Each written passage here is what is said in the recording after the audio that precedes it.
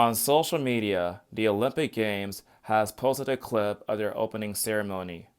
The translation of the ceremony goes as follows: Apollo, god of sun and the idea of light, send your rays and light the scarce torch for the hospitable city of Paris, and you, Zeus, give peace to all people on earth.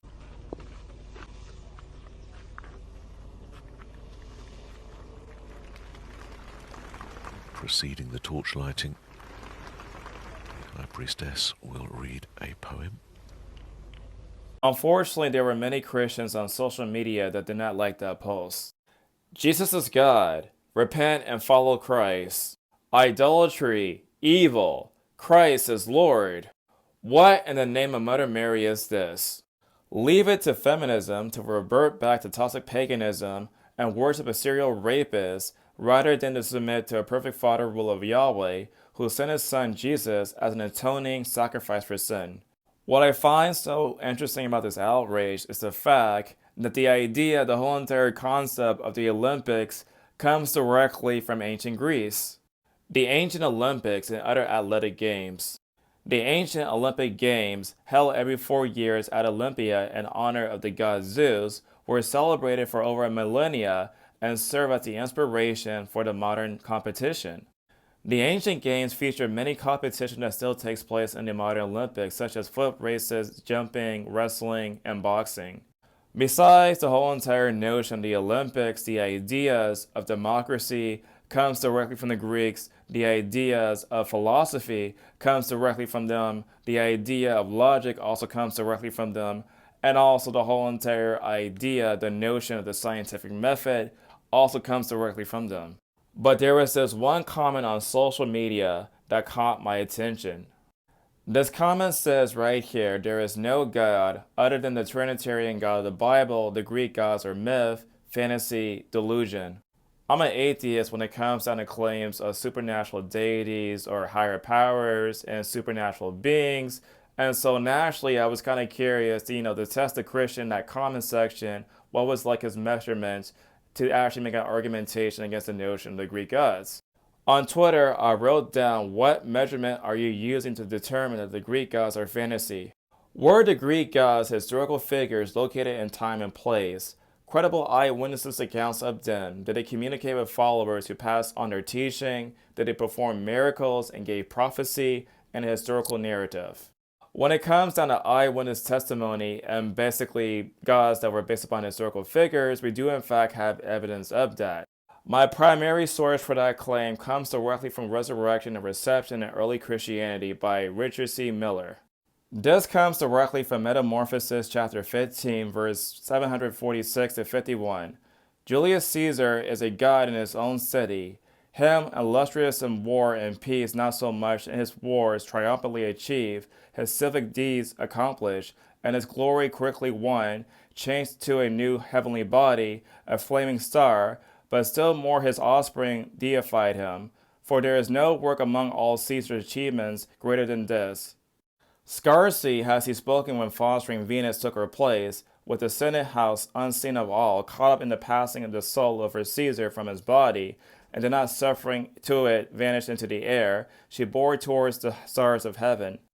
Numerous Atiches swore he seen Augustus ascending to heaven. Also, Romulus was also ascended to heaven as well, and he was also seen by people too. When it comes down to miracles, a miracle is defined as a surprising and welcome event that is not explicable by natural scientific laws. For the Greek gods, there are plenty and plenty of miracles. Orion can walk on water. Asclepius can heal the blind. Dionysus can ride on more than one donkey. When it comes down to fulfillment of prophecies, we have plenty of examples. The first example comes directly from Oedipus the king. Oedipus, the young heir to the throne of Corinth, was given a prophecy by the oracle at Delphi that he was to kill his father and marry his mother. Determined to avoid his monstrous destiny, he never returned to his home, but traveled on foot in the direction of Thebes. For the case of the Iliad, there was a character named Calchas. He basically predicted that the war cannot be won without Achilles. And among them stood up Calchas, Thesda's son, far the best of the bird interpreters, who knew all things that were, the things to come, and the things past, who guided into the land of Ilion the ships of the Achaeans through that seer craft of his own that Phoebus Apollo gave him. No, it is not for the sake of some vow or hecatomb he blames us, but for the sake of his priest, whom Agamemnon dishonored, and would not give him back his daughter, nor accept the ransom. Therefore the archer sent griefs against us, and will send them still, nor sooner thrust back the shameful plague from the Danaans until we give the glancing-eyed girl back to her father without price, without ransom, and lead also a blessed hecatomb to Chryse.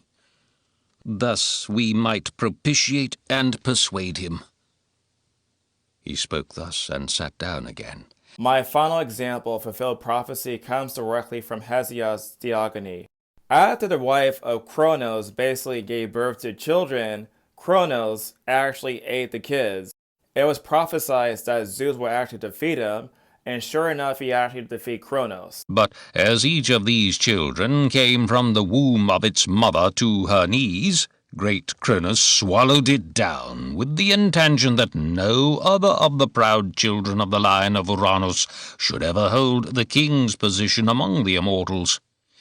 For he had heard from Gaia and from starry Uranus that it had been ordained for him, or all his great strength, to be beaten by his son, and through the designs of great Zeus. Therefore he kept watch, and did not sleep, but waited for his children, and swallowed them.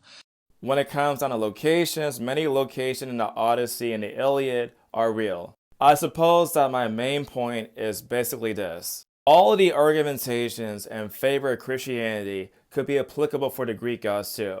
Argumentation about locations, argumentation about prophecies, argumentation about miracles, argumentation about real people, and argumentation about eyewitnesses.